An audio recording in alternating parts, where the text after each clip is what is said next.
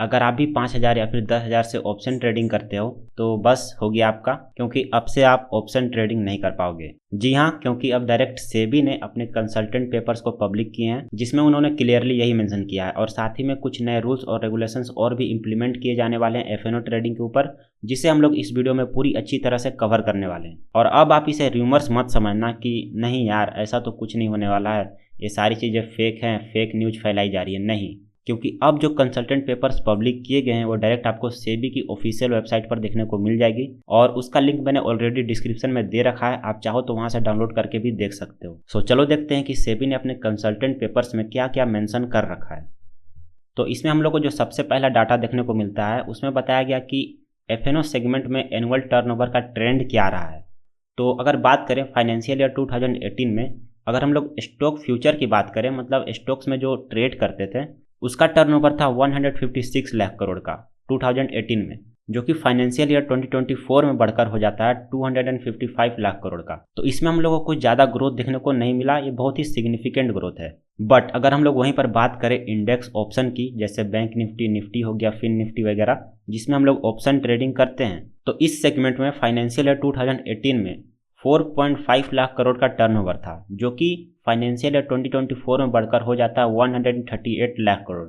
मतलब यहाँ पर सीधे 30 टाइम्स का ग्रोथ देखने को मिला है, जो कि बहुत ही ज़्यादा मैसिव ग्रोथ है।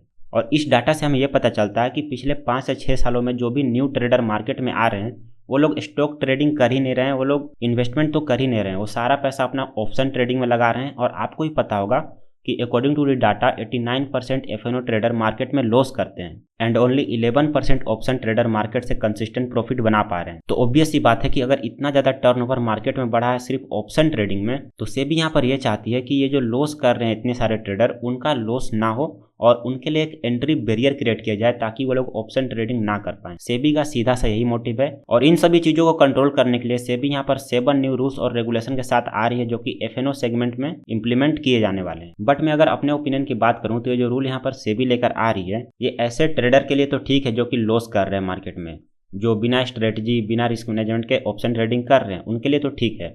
बट यहाँ पर दिक्कत उन लोगों को भी होने वाली है जो कि कंसिस्टेंट प्रॉफिट करते हैं मार्केट में, बट उनके पास कम कैपिटल है ट्रेड करने के लिए। मतलब वो लोग 10,000, 20,000 या फिर 50,000 तक के कैपिटल से भी ट्रेड कर रहे हैं, तो उनको भी यहाँ पर बहुत ज़्यादा प्रॉब्लम होने वाली है। और इस बारे में मैं बिल्कुल डिटेल में बात करने वाला हूँ जब हम लोग इस सेगमेंट पर आएंगे और हम लोग देखेंगे कि एज ए ट्रेडर हम लोग को क्या क्या मुश्किलें झेलनी पड़ सकती है अगर ये रूल्स इंप्लीमेंट हो जाते हैं। तो फर्स्ट ऑफ ऑल इस कंसल्टेशन पेपर में सेबी का यह कहना है कि ऑप्शन ट्रेडिंग को इन्वेस्टर के द्वारा एज अ रिस्क मैनेजमेंट की तरह यूज करना चाहिए, as a hedging instrument use करना चाहिए। बट जो 2024 का डाटा मैंने आपको दिखाया उससे यही क्लियर होता है कि कोई भी यहाँ पर स्टॉक इन्वेस्टमेंट में इंटरेस्टेड नहीं है, वो केवल ऑप्शन ट्रेडिंग इस वजह से करने आते हैं क्योंकि उन्हें लगता है कि यहाँ से उनका पैसा जल्दी डबल या फिर ट्रिपल हो सकता है। वे लोग ऑप्शन ट्रेडिंग को एज अ गैम्बलिंग ट्रीट करते हैं, उन्हें लगता है कि यहाँ पर आना है, 1 घंटा में पैसा 2 गुना 3 गुना करके चला जाना है और इस तरह से वो लोग जल्दी अमीर हो जाएंगे।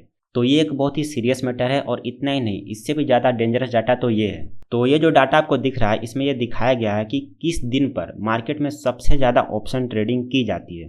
तो अगर बात करें सेंसेक्स की, तो केवल एक्सपायरी डे पर ही यहाँ पर 96% ट्रेड्स एग्जीक्यूट किए जाते हैं। मतलब जैसे हम लोग हफ्ते में 5 दिन ट्रेड कर सकते हैं, जिसमें कि एक दिन सेंसेक्स की एक्सपायरी रहती है अभी के हिसाब से, तो बाकी के 4 दिन इसमें केवल 4% ही ट्रेड एग्जीक्यूट किए जाते हैं और केवल एक्सपायरी के दिन पर 96% ट्रेड एग्जीक्यूट किए जाते हैं। तो आप मुझे बताओ कि अगर जो लोग केवल एक्सपायरी डे पर ट्रेड करने आ रहे हैं, वो किस माइंडसेट से ऑप्शन ट्रेडिंग करने आ रहे हैं? क्या उनके पास कोई खतरनाक वाली स्ट्रेटेजी है या फिर क्या वो अपना रूल्स रेगुलेशन फॉलो कर भी रहे हैं? उनके पास कोई रिस्क मैनेजमेंट है भी या नहीं? तो मुझे इसका जवाब नहीं पता, लेकिन अगर कोई केवल लास्ट डे पर ट्रेड करने आ रहा है, मतलब केवल एक्सपायरी दिन पर ट्रेड करने आ रहा है, तो मेरे हिसाब से उनका माइंडसेट केवल इतना है कि वो चाहते हैं कि उनका पैसा डबल और ट्रिपल हो जाए एक ही दिन में, जो कि कहीं से भी एक ट्रेडर का माइंडसेट नहीं लगता है। अगर आप भी इस तरह से ट्रेड कर रहे हो, मतलब केवल एक्सपायरी डे पर ट्रेड करने जा रहे हो, तो आप खुद से पूछो कि क्या आप यहाँ पर ट्रेडिंग कर रहे हो या फिर आप यहाँ पर जुआ खेलने आ रहे हो। और इतना ही नहीं, अब एक और चीज़ देखो, लास्ट के 60 मिनट पर 40% ट्रेड्स एग्जीक्यूट किए जाते हैं। मतलब एक्सपायरी दिन चल रहा है और मार्केट क्लोज होने में 1 घंटा बचा हुआ है और केवल उस 1 घंटे में 40% ट्रेड्स एग्जीक्यूट किए जाते हैं। मतलब आप सोचो कि लास्ट का 1 घंटा बचा हुआ है एक्सपायरी होने में, उस समय अगर कोई ट्रेड में एंटर कर रहा है तो क्या सोच के एंटर कर रहा है? और साथ ही में देखो कि लास्ट के 30 मिनट्स पर 27% ट्रेड्स एग्जीक्यूट किए जाते हैं। तो ये डाटा सच में ये क्लियर करता है कि maximum option trader option trading को एज ए गैम्बलिंग ट्रीट कर रहे हैं। उनके पास कोई भी स्ट्रेटजी नहीं है, कोई भी सेट ऑफ रूल्स नहीं है, कोई भी रिस्क मैनेजमेंट सिस्टम नहीं है। वो केवल यहाँ पर जीरो हीरो ट्रेड करने आते हैं। आपने नाम तो सुना ही होगा, अगर आप ऑप्शन ट्रेडिंग करते हो तो ये नाम आपने जरूर कहीं ना कहीं सुना होगा। ऑफ कोर्स किसी की लाइव स्ट्रीम पर भी सुना होगा। आप अभी भी जाकर किसी की लाइव स्ट्रीम देख सकते हो, वहाँ पर जरूर से जरूर जीरो हीरो मेंशन कर रखा होगा। तो ये था मेन रीजन कि सेबी को नए रूल्स और रेगुलेशन लाने पड़ रहे हैं ऑप्शन ट्रेडिंग के ऊपर। सो फाइनली अब चलो देखते हैं कि सेबी यहाँ पर कौन कौन से नए रूल्स और रेगुलेशंस ला सकती है। सो सबसे पहला रूल है rationalisation of strike price for options. तो अगर बात करें निफ्टी के कॉन्ट्रैक्ट की, तो अब तक हम लोगों को 35 इन द मनी और 35 out of the money strike price देखने को मिल जाते थे। और वहीं पर बैंक निफ्टी की बात करें तो 45 इन द मनी और 45 आउट ऑफ द मनी, मतलब निफ्टी में हम लोगों को लगभग 70 स्ट्राइक प्राइस और बैंक निफ्टी में 90 स्ट्राइक प्राइस देखने को मिल जाते थे।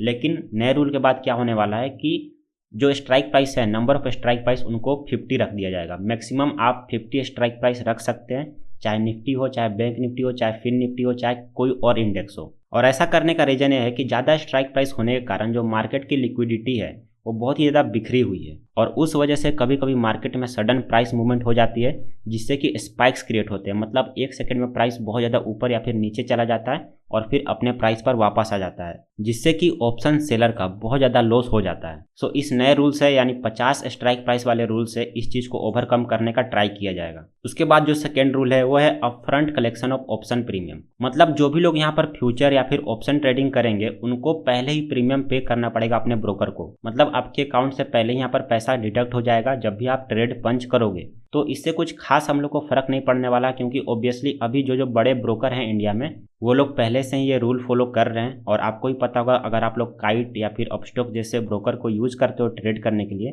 तो जैसे ही आप ऑप्शन बाई या फिर कोई और ट्रेड करते हो तो पहले ही आपका पैसा वहाँ पर कट जाता है और ट्रेड से निकलने के बाद आपका पैसा वापस आ जाता है। तो इससे हम लोग को कुछ खास फर्क नहीं पड़ेगा, ये केवल ब्रोकर के लिए है। Now the third rule, removal of calendar spread benefit on expiry day. So mainly जो लोग ऑप्शन सेलिंग करते हैं स्प्रेड का यूज करके, उन लोगों को यहाँ पर घाटा होने वाला है, क्योंकि एक्सपायरी डे पर अब आप लोग स्प्रेड का यूज नहीं कर पाओगे। सो अगर आप लोग ऑप्शन बाई करते हो तो इस रूल से आपको कोई भी यहाँ पर इम्पैक्ट नहीं पड़ने वाला है। Now the fourth rule, intraday monitoring of position limits. मतलब जो हमारे स्टॉक एक्सचेंज है NSE और BSE, तो उन लोगों को इंट्राडे लेवल पर पोजीशन लिमिट्स को मॉनिटर करना पड़ेगा, ताकि मार्केट में कोई भी सडन स्पाइक क्रिएट ना हो, मार्केट में कोई अनयूजुअल बिहेवियर क्रिएट ना हो। सो इस रूल को केवल स्टॉक एक्सचेंज पर इंप्लीमेंट किया जा रहा है। सो इससे भी हम लोग को कोई खास फर्क नहीं पड़ेगा, ये केवल उनके लिए है। सो अब बात करते हैं रूल नंबर 5 की, जिसका सबसे ज़्यादा इम्पैक्ट हम लोगों के ऊपर पड़ेगा, एक ऑप्शन ट्रेडर के ऊपर पड़ेगा। तो ये रूल है मिनिमम कॉन्ट्रैक्ट साइज। तो अभी के हिसाब से जो मिनिमम कॉन्ट्रैक्ट साइज का जो वैल्यू है वो 5 लाख से लेकर 10 लाख के बीच में है, जो कि 2015 में सेट किया गया था। तो इस रूल को समझने से पहले आप लोग देखो कि कॉन्ट्रैक्ट साइज होता क्या है और इसे कैलकुलेट कैसे किया जाता है। तो अगर आप लोग अभी निफ्टी का करंट प्राइस देखोगे तो वो लगभग यहाँ पर 25,000 के आसपास है, ओके। और निफ्टी का लॉट साइज है 25 का। तो अगर हम लोग इसे मल्टीप्लाई करेंगे तो यहाँ पर हम लोग को 6,50,000 का नंबर देखने को मिलेगा। तो ये जो वैल्यू यहाँ पर आई है वो ऑफ कोर्स यहाँ पर 5 लाख से लेकर 10 लाख के बीच में है। तो ये जो निफ्टी का लॉट साइज है वो वैलिड है। अगर ये वैल्यू 5 लाख से कम आती या फिर 10 लाख से ज़्यादा आती तो सेबी ने जो रूल सेट किया है कि कॉन्ट्रैक्ट वैल्यू का साइज 5 लाख से 10 लाख के बीच में होना चाहिए, उस रूल को ये फॉलो नहीं कर पाती। तो उस केस में क्या किया जाता कि निफ्टी का जो लॉट है उसे घटाया बढ़ाया जाता, ताकि कॉन्ट्रैक्ट वैल्यू 5 लाख से लेकर 10 लाख के बीच में आ जाए। इसी तरह से आप बैंक निफ्टी का भी कॉन्ट्रैक्ट साइज कैलकुलेट कर सकते हो। बट मेन चीज़ है कि ये रूल क्या कह रहा है। तो अभी के हिसाब से जैसा मैंने बताया कि 5 लाख से लेकर 10 लाख की वैल्यू है कॉन्ट्रैक्ट साइज की, जिसे कि अब शायद बढ़ाया जाने वाला है। सो यहाँ पर सेबी ने मेंशन किया कि कॉन्ट्रैक्ट वैल्यू का जो साइज है उसको 2 फेज में बढ़ाया जाएगा।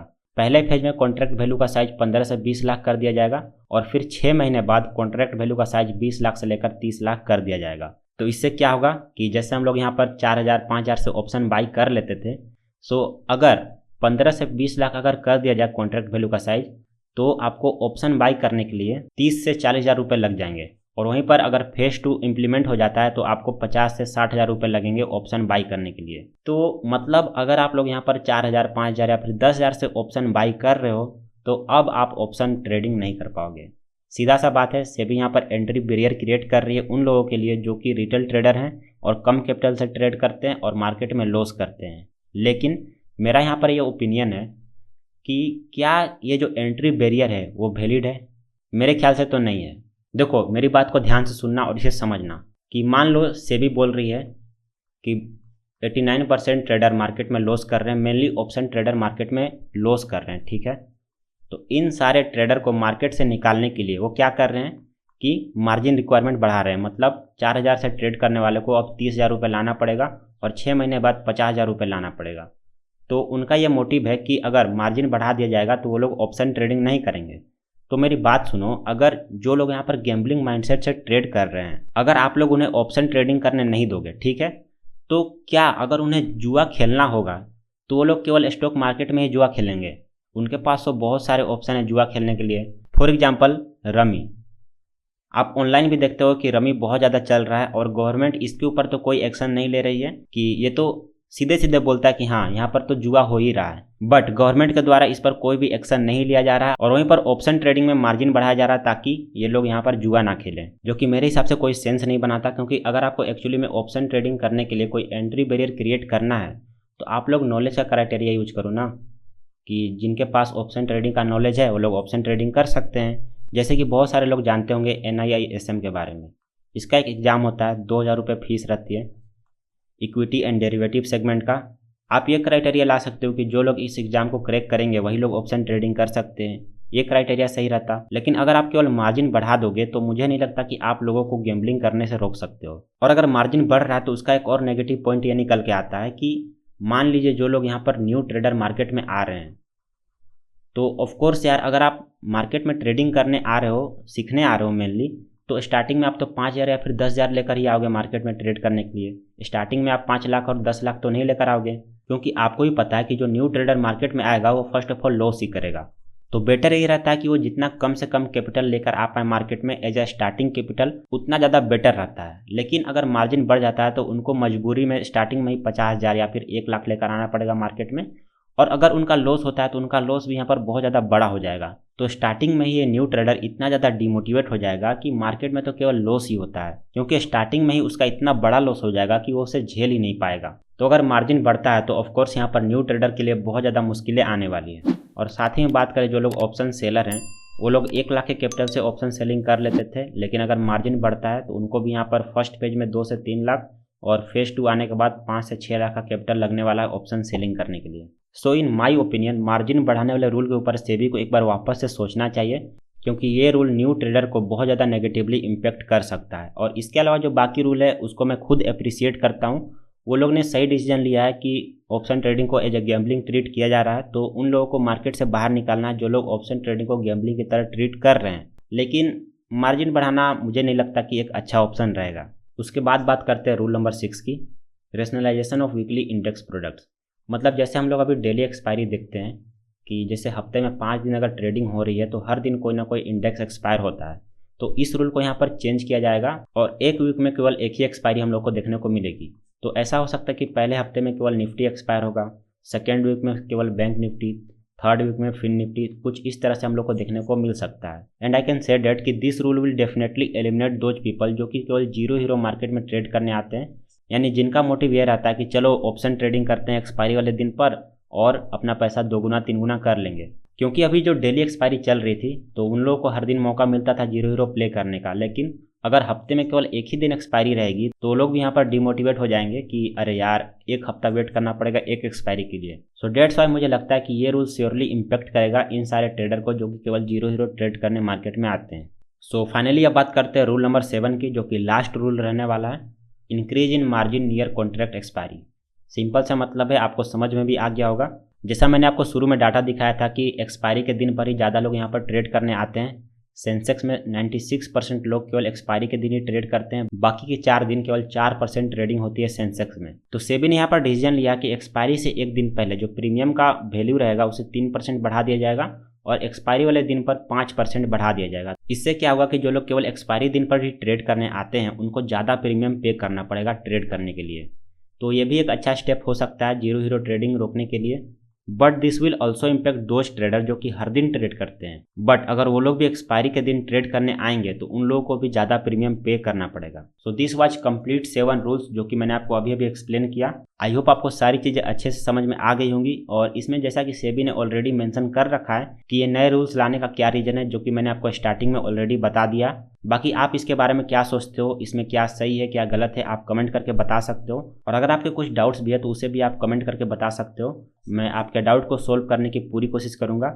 और बाकी आप लोगों से एक रिक्वेस्ट है कि अगर आप किसी के साथ ट्रेड करते हो, कोई भी आपका पार्टनर है, आपका फ्रेंड है, और अगर उनको ये रूल के बारे में नहीं पता है कि सेबी कुछ ऐसे रूल्स लेकर आ रही है, तो उनके साथ ये वीडियो जरूर शेयर कर देना। क्योंकि मैं चाहता हूँ कि हर एक उस ट्रेडर को ये रूल पता रहना चाहिए जो कि ऑप्शन ट्रेडिंग कर रहा है। और अगर आपको वीडियो पसंद आया हो तो लाइक कर देना और चैनल को भी सब्सक्राइब कर देना। और मैं मिलता हूँ आपसे नेक्स्ट वीडियो में, तब तक के लिए बाय।